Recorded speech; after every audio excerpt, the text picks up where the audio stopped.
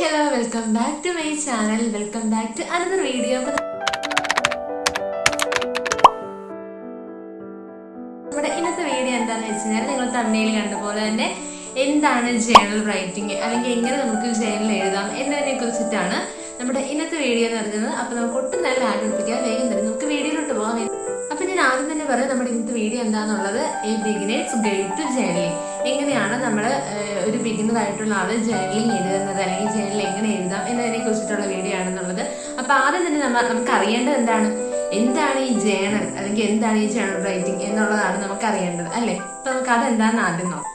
അപ്പൊ ഈ ജേർണലിംഗ് എന്ന് പറയുന്ന അത്ര വലിയ പരിപാടിയായിട്ട് എത്ര വലിയ നമ്മൾ വ്യൂ എന്ന് പറഞ്ഞ് കാണേണ്ട ഒരു പരിപാടിയോ കാര്യങ്ങളോ സംഭവങ്ങളോ ഒന്നുമില്ല. ആർക്കും എഴുതാൻ ആർക്കൊരു ചെറിയൊരു 6th സ്റ്റാൻഡേർഡ് 5th സ്റ്റാൻഡേർഡിൽ തൊട്ടുള്ള കുട്ടികൾക്ക് തൊട്ട് നമുക്ക് സ്റ്റാർട്ട് ചെയ്യാം അല്ലെങ്കിൽ നമുക്ക് എഴുതാൻ പറ്റുന്ന ഒരു സംഭവമാണ്. അങ്ങനെ ഒന്നും എത്ര വലിയ സംഭവമൊന്നുമല്ല. നിങ്ങൾ ആരും അതിന് എത്ര ഇതായിട്ട് എടുക്കുക അല്ലെങ്കിൽ എനിക്ക് എഴുതാൻ പറ്റുമെന്ന് ചിന്തിക്കുന്നതല്ല. എല്ലാവർക്കും നമുക്ക് എഴുതാൻ പറ്റുന്ന ഒരു പരിപാടിയാണ്. അത്ര വലിയ സംഭവമൊന്നുമല്ല. അതായത് ജേർണലിംഗ് എന്ന് പറയുന്നത് it is A very simple thing. എന്താണെന്ന് വെച്ച് കഴിഞ്ഞാൽ നമ്മുടെ ഫീലിങ്സ്, നമ്മുടെ ഗോൾസ്, നമ്മുടെ എക്സ്പീരിയൻസസ്, പിന്നെന്താണ് നമ്മുടെ എയിംസ്, നമ്മുടെ തോട്ട്സ്, ഇതൊക്കെയാണ് ശരിക്കും എന്ന് പറയുന്നത് എന്താണ് ജേർണലിംഗിൽ, അതായത് ജേർണലിംഗിനകത്ത് അടങ്ങുന്ന സംഭവങ്ങൾ ജേർണലിംഗിനകത്ത് വരുന്നത്. അപ്പം ഇത് നമുക്ക് എങ്ങനെ എഴുതാം അല്ലെങ്കിൽ എങ്ങനെയാണ് എഴുതേണ്ടത്, ഏതൊക്കെ ടൈപ്പ് ഓഫ് ജേർണലിംഗ് ആണല്ലോ. അതുപോലെ തന്നെ ഈ ജേർണൽ റൈറ്റിംഗും ഡയറി എഴുതുന്നതും അത് രണ്ടും സെയിം ആണോ അല്ലെങ്കിൽ ഇത് രണ്ടും ഒന്നാണോ എന്നൊക്കെയുള്ള ഡിഫറൻസ്, അങ്ങനെയുള്ള കുറെ കാര്യങ്ങൾ അല്ലെങ്കിൽ കൺഫ്യൂഷൻ ആയിട്ടിരിക്കുന്ന ആൾക്കാരുണ്ടാവും. ഇപ്പം ഇത് തന്നെയല്ലേ ഇപ്പം നമ്മുടെ ഡയറി എഴുതുന്നത് എന്ന് ചോദിക്കുന്ന ആൾക്കാരുണ്ടാവും. അപ്പം അല്ല, ഡയറിയും നമ്മുടെ ജേർണൽ റൈറ്റിംഗും തമ്മിൽ ഡിഫറൻസ് ഉണ്ട്.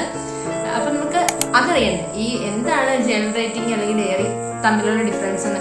ഇപ്പൊ ഡയറി എന്ന് പറയുന്ന ഒരു സംഭവം എന്താണെന്ന് വെച്ച് കഴിഞ്ഞാല്, ഡയറി മീൻസ് അതെന്താന്ന് വെച്ച് കഴിഞ്ഞാൽ നമ്മുടെ ഡേ ടു ഡേ ലൈഫിൽ നടക്കുന്ന, അതായത് നമ്മുടെ ഡേ ടു ഡേ ലൈഫിൽ നടക്കുന്ന കാര്യങ്ങൾ നമ്മൾ എഴുതി വെക്കുന്ന ഒരു ഡയറി അല്ലെങ്കിൽ ഒരു ബുക്കിലോ നോട്ട്ബുക്കില് ഒരു ഡയറിയിലിട്ട് നമ്മൾ ഒരു 1 ഇയറിലെ കാര്യങ്ങൾ അപ്പോൾ ഓരോ ഇയറും നമ്മൾ എടുത്ത് ഫ്രഷ് ആയിട്ട് നമ്മൾ സ്റ്റാർട്ട് ചെയ്ത് ആ ഇയറിലെ ഫുൾ കാര്യങ്ങൾ നമ്മൾ ഇതുപോലെ ഒരു ഡയറിയിൽ നമ്മൾ കുറിച്ച് വയ്ക്കും. അത് അതായത് നമ്മുടെ ഡേ ടു ഡേ ലൈഫിൽ നടക്കുന്ന ഇപ്പം ഇന്ന് നടന്ന കാര്യങ്ങൾ ഇന്ന് രാവിലെ തൊട്ട് ഞാൻ കിടക്കാൻ പോകുന്നതിന് തൊട്ട് മുന്നേ വരെ നടന്ന കാര്യങ്ങൾ നമ്മൾ എഴുതി വെക്കുന്നതാണ്. നമ്മുടെ ഡേ ടു ഡേ ലൈഫിൽ നടന്ന എല്ലാ കാര്യങ്ങളും, അത്യാവശ്യം എല്ലാ ഇമ്പോർട്ടൻ്റ് ആയിട്ടുള്ള എല്ലാ കാര്യങ്ങളും നമ്മൾ ഒരു ബ്രീഫ് ഇതായിട്ട് എഴുതി വെക്കുന്നതിനാണ് നമ്മൾ ഡയറി റൈറ്റിംഗ് എന്ന് പറയുന്നത്. അപ്പം ഡയറി എന്താണെന്ന് മനസ്സിലായല്ലോ. അപ്പൊ ഈ ജേർണൽ റൈറ്റിംഗ് എന്താണെന്ന് വെച്ച് കഴിഞ്ഞാൽ, ജേർണൽ മീൻസ് നമ്മൾ അനലൈസ് ചെയ്തിട്ട്, അതായത് ഒരു കാര്യം അല്ലെങ്കിൽ അന്നത്തെ ദിവസത്തെ കാര്യങ്ങൾ മൊത്തത്തിൽ നമ്മൾ അനലൈസ് ചെയ്തിട്ട് ജേർണൽ നമ്മുടെ ഒരു ബെസ്റ്റ് ഫ്രണ്ടിനോട് നമ്മൾ സംസാരിക്കത്തില്ലേ, അതാണ് ശരിക്കും പറഞ്ഞാൽ ജേർണൽ റൈറ്റിംഗ് എന്ന് പറയുന്നത്. അതായത് നമ്മളെ കുറിച്ച് നമ്മൾ തന്നെ ഡീറ്റെയിൽ ആയിട്ട് നമുക്ക് അറിയാൻ പറ്റും ഈ ജേർണൽ റൈറ്റിംഗിലൂടെ. ഇപ്പം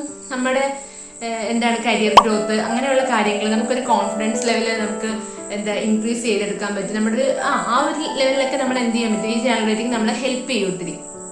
ഓക്കെ, പിന്നെ ഈ ജേർണലും അതുപോലെ തന്നെ ഡയറി ഒരിക്കലും നമുക്ക് എന്താണ്, അതായത് ഇപ്പൊ ഡയറി എഴുതുന്ന ഒരാള് ജേർണലാണ് എഴുതുന്നത് എന്ന് നമുക്ക് പറയാൻ പറ്റില്ല. പക്ഷെ ഈ ജേർണൽ റൈറ്റിംഗിന് നമുക്ക് ഡയറി എഴുതുന്ന രീതിയിലേക്ക് നമുക്ക് ആ രീതിയിൽ നമുക്ക് വേണമെങ്കിൽ മാറ്റിയെടുക്കാൻ പറ്റും. ഓക്കെ, അതായത് ഡയറി ഒരിക്കലും ജേർണൽ റൈറ്റിംഗ് അല്ല. പക്ഷെ ജേർണൽ റൈറ്റ് ചെയ്യുന്ന ഒരാൾക്ക് അയാളുടെ ആ ഒരു ജേർണൽ ഇതിനെ വന്നിട്ട് നമുക്ക് ഒരു ഡയറി രൂപത്തിലാക്കി അല്ലെങ്കിൽ അതിനോട് കൂടിയിട്ട് ഡയറി കൂടിയായിട്ട് മിക്സ് ചെയ്ത് നമുക്ക് എഴുതാൻ പറ്റും. ജേർണലിന് പ്രത്യേകിച്ച് റൂൾസോ കാര്യങ്ങളോ ഒന്നുമില്ല, നമ്മൾ ആദ്യം തന്നെ പറഞ്ഞിട്ടുണ്ടായിരുന്നു. അപ്പം അതാണ് മെയിൻ ആയിട്ടുള്ളൊരു കാര്യം. പ്രത്യേകിച്ച് ഇപ്പം എന്റെ ജേർണൽ എന്താണെന്ന് വെച്ച് കഴിഞ്ഞാൽ അത് ഞാനാണ്, അതിലെ റൂൾസും കണ്ടീഷൻസും കാര്യങ്ങളും അത് എങ്ങനെ എഴുതണം, എന്തെഴുതണം, ഏത് രീതിക്ക് എഴുതണം, അല്ലെങ്കിൽ ആ ഒരു ജേർണൽ എന്തൊക്കെ കുത്തിവരകൾ നടത്തണം എന്ന് വരെ തീരുമാനിക്കുന്ന ഞാനാണ്. അപ്പം അത്രേ ഉള്ളൂ. ഓക്കെ, പിന്നെയുള്ള സംഭവം എന്താണെന്ന് വെച്ച് കഴിഞ്ഞാൽ 2 ways to write journal. Okay, 2 രീതിക്ക് നമുക്ക് 2 മെത്തേഡിൽ നമുക്ക് എന്ത് എഴുതാൻ പറ്റും, ഈ ജേർണൽ എഴുതാൻ പറ്റും. അതിൽ ഫസ്റ്റ് വൺ ഏതാണെന്ന് വെച്ച് കഴിഞ്ഞാൽ ബുക്ക് ആൻഡ് പെൻ യൂസ് ചെയ്തിട്ട് എഴുതുന്ന മെത്തേഡ്. സെക്കൻഡ് വൺ ഏതാണെന്ന് വെച്ച് കഴിഞ്ഞാൽ ഡിജിറ്റൽ മെത്തേഡ്. അപ്പം ഈ 2 രീതിക്ക് നമുക്ക് ജേർണൽസ് എഴുതാൻ പറ്റും. ബുക്കും പെന്നും യൂസ് ചെയ്ത് എഴുതുന്നവരാണ് ഏറ്റവും കൂടുതലുള്ളത്. പക്ഷെ എല്ലാം ഡിജിറ്റൽ മെത്തേഡിൽ യൂസ് ചെയ്യുന്ന ആൾക്കാരും ഉണ്ട്. അപ്പം നമ്മുടെ ഇഷ്ടത്തിനനുസരിച്ച് നമുക്ക് ഏതാണ് ഓക്കെ എന്നത് നമുക്ക് അങ്ങനെ ചൂസ് ചെയ്ത് അങ്ങനെ എടുക്കാം. അല്ല ഡിജിറ്റൽ ചെയ്യണം അങ്ങനെയൊന്നുമില്ല. ഈ 2 രീതിയിൽ ഏത് രീതിയിലാണെങ്കിലും നമുക്ക് ചൂസ് ചെയ്യാം.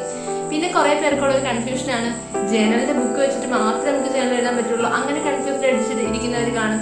ഇല്ലാന്നുണ്ടെങ്കിൽ ഇപ്പൊ ബുക്ക് വാങ്ങാൻ പറ്റാത്ത ആൾക്കാർ കാണും. അപ്പം ഇതിന് പ്രത്യേകിച്ച് ഇപ്പൊ ഒത്തിരി മാർക്കറ്റുകളിൽ ഒത്തിരി ഇൻസ്റ്റാഗ്രാം പേജസിലായിക്കോട്ടെ അല്ലെങ്കിൽ നമ്മുടെ ആമസോൺ, ഫ്ലിപ്കാർട്ട്, മീഷോ അങ്ങനെ സൈറ്റുകളിലായിക്കോട്ടെ എല്ലാ സ്ഥലത്തും നമുക്ക് ജേർണൽ ബുക്ക് കാര്യങ്ങളൊക്കെ വാങ്ങിക്കാനായിട്ട് കിട്ടും, അവൈലബിൾ ആയിട്ടുണ്ടാവും. ഇപ്പൊ അതൊന്നും വാങ്ങിക്കാൻ പറ്റാത്ത ഒരാളാണ്, പക്ഷെ ജേർണൽ എഴുതുന്നത് എനിക്ക് ഇഷ്ടമുള്ള ഒരാളാണെന്നുണ്ടെങ്കിൽ നിങ്ങൾ എന്താ മൈൻഡിലേക്ക് എടുക്കേണ്ട, അതൊന്നും കൺസിഡർ ചെയ്യേണ്ട കാര്യമില്ല. നേരെ പോയിട്ട് എന്ത് ചെയ്യാം, ഒരു ബുക്ക് വാങ്ങിക്കുക, സാധാ ഒരു നോട്ട്ബുക്ക്. ഇല്ലാന്നുണ്ടെങ്കിൽ നമ്മുടെ വീട്ടിലുള്ള എന്താ നമ്മുടെ ഡയറിയില്ലേ, ഇപ്പം ഏതെങ്കിലും ഒക്കെ വർഷത്തെ ഡയറി കാര്യങ്ങളൊക്കെ നമ്മുടെ വീട്ടിലുണ്ടെങ്കിൽ അത്, ഇല്ലെങ്കിൽ ആരെങ്കിലും ഇങ്ങനെ ഡയറിയൊക്കെ കിട്ടുന്ന ആൾക്കാരൊക്കെ ഉണ്ടെങ്കിൽ അവർ നമുക്ക് തരണമെന്നുണ്ടെങ്കിൽ റിലേറ്റീവ്സോ കസിൻസോ ആരെങ്കിലും ഒക്കെ ഉണ്ടെങ്കിൽ അവരെ നമുക്ക് വാങ്ങിക്കാം. അങ്ങനെ ഇതൊന്നും കിട്ടിയില്ല, ഡയറി കിട്ടിയില്ല, ജേണൽ ബുക്കും ഇല്ല, ഒന്നുമില്ല, പിന്നെ ഞാനെങ്ങനെ എഴുതും എന്ന് ആലോചിച്ചിരിക്കുന്നവരാണെന്നുണ്ടെങ്കിൽ അങ്ങനെയും നിങ്ങൾ ആലോചിച്ചിരിക്കേണ്ട. നിങ്ങളുടെ കയ്യിലുള്ളൊരു സാധാ നോട്ട്ബുക്ക്, പക്ഷേ നോട്ട്ബുക്ക് എടുക്കുമ്പോൾ കുറച്ച് പേജസ് ഉള്ള നോട്ട്ബുക്ക് എടുക്കാൻ ശ്രമിക്കുക. ഭയങ്കര പേജസ് കുറവായിട്ട് ഉള്ള ഇതെടുക്കരുത്. പേജസ് അത്യാവശ്യം ഉള്ള ഒരു ഒരു ബുക്ക് വാങ്ങിക്കുക, അത്രേ ഉള്ളൂ. അല്ലാതെ വേറെ ഒന്നുമില്ല. പിന്നെ ഒരു പേന മതി, അല്ലാതെ വേറെ ഒന്നും വേണമെന്നില്ല. പിന്നെ അതിനകത്ത് കുറച്ച് ഡെക്കറേഷനും പരിപാടിയും കാര്യങ്ങളൊക്കെ നമുക്ക് ചെയ്യണം, നമ്മുടേതായ ഇഷ്ടത്തിന് ചെയ്യണം, ഒരു തീം വെച്ചിട്ട് ചെയ്യണം എന്നൊക്കെ ഉള്ളവരാണെന്നുണ്ടെങ്കിൽ ഏതെങ്കിലും ഒരു തീം വരക്കാൻ അറിയാവുന്നവരാണെങ്കിൽ വരയ്ക്കുക. ഇല്ലാന്നുണ്ടെങ്കിൽ വലിയ ഭയങ്കര ഡ്രോയിങ് കാര്യങ്ങൾ ഞാൻ പറഞ്ഞല്ലോ, നമ്മുടെ ചാനലാണ്. അപ്പം നമുക്ക് ഇഷ്ടമുള്ള രീതിക്ക്, നമ്മുടെ ചാനൽ നമ്മൾ മാത്രമേ കാണുള്ളൂ, നമ്മൾ മാത്രമേ നോക്കത്തുള്ളൂ. അപ്പം നമുക്ക് ഇഷ്ടമുള്ള രീതിക്ക് അത് ചെയ്തെടുക്കുകയും ചെയ്യാം കേട്ടോ.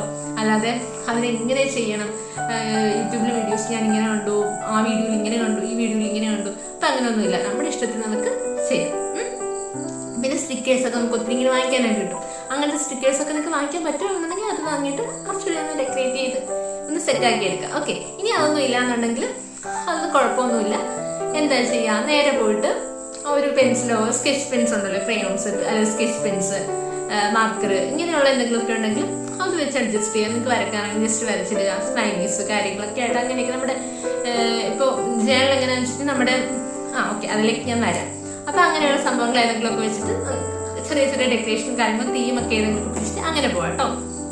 അപ്പം ഇന്ന് തന്നെ ജേണൽ ബുക്ക് ഇല്ല അല്ലെങ്കിൽ ഡയറി ഇല്ല എന്നൊന്നും പറഞ്ഞിട്ട് നിങ്ങൾ വിഷമിച്ചിരിക്കേണ്ട. നേരെ പോയിട്ടൊരു പെന്നും ഒരു നോട്ട്ബുക്ക്, കുറച്ച് പേജസ് ഉള്ളൊരു നോട്ട്ബുക്ക് എടുത്തിട്ടുണ്ടെങ്കിൽ നമുക്ക് എന്ത് ചെയ്യാൻ പറ്റും, ജേണൽ എഴുതാൻ പറ്റും. ഓക്കെ, പിന്നെ ഈ ജേണൽസ് എന്ന് പറയുന്നത് പല ടൈപ്പ് ഓഫ് ജേണൽസ് ഉണ്ട്.